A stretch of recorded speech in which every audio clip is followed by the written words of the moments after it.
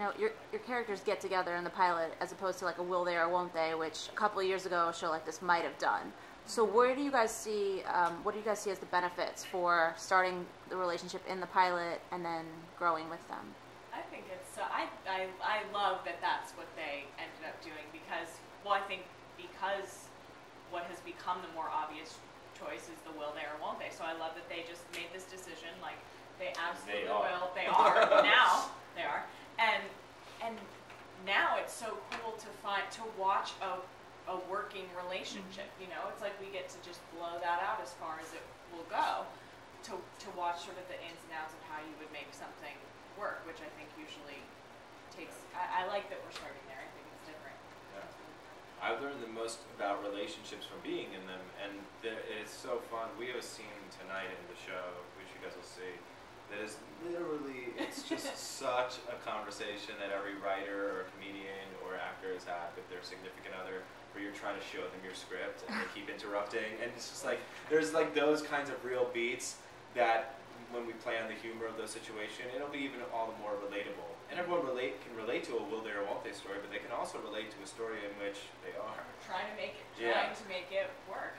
And who knows how long it will last. Will it eventually become a will they or won't they? We don't know that yet. Right. But I think that you have just as many places to go by starting them together as starting them not together. Mm-hmm. Maybe even more. I don't know. Yeah.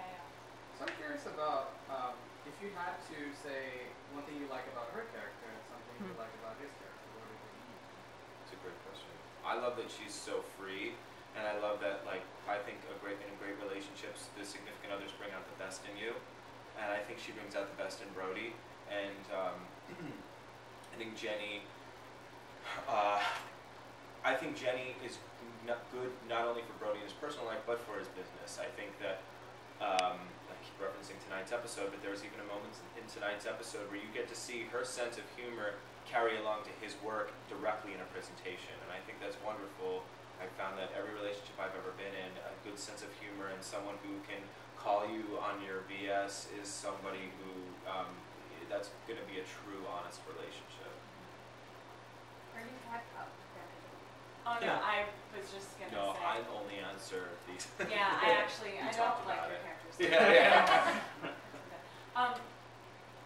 I think what I like about Brody so much is that from sort of first appearances, he's, you know, kind of obviously the more uptight, sort of, you know, diligent, intense, structured personality. But what has been so fun to find is that actually he's probably the more sensitive one. We were both, you know, most sensitive, but there's a softness to Brody that she senses right away because because of their different backgrounds.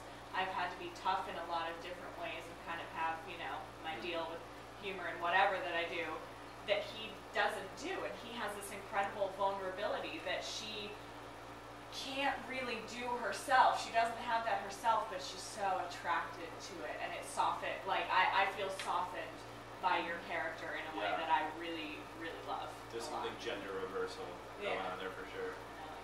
John was talking a little bit about how he kind of has this void, kind of looking at Brody almost like a son. How is Brody looking at him in the first few episodes? I mean, is he receptive to these guys' moral talks, or? Absolutely. I mean, I think if anyone was developing a real personal relationship with their boss, they would feel really great about it, but also they would know that it's their boss. And I think, not to say Brody has an ulterior motive, I just think that, like, I mean, Mansfield does a great job, or the writers do a great job at letting Mansfield drop the hammer on Brody when it's like, yeah, no, this is done now, now I'm your boss again. Yeah. So I love that he wears those different hats, but yeah, Brody's father passed away. We find that out in the first episode, and I think that it's really great that it's given him this father figure. I think he really, really trusts and believes Mansfield, despite, you know, his you know, tendencies to hit golf balls off of a rooftop. I think he knows he's kind of his wacky boss, but I think down to the core he's got a big heart, and I think Brody knows that. But this isn't Brody's first job, right? No, okay, not at all. Okay, no, I mean, he did graduate Harvard probably like 3 or 4 years prior. Definitely not his first job, but I think he had a quick rise to the top.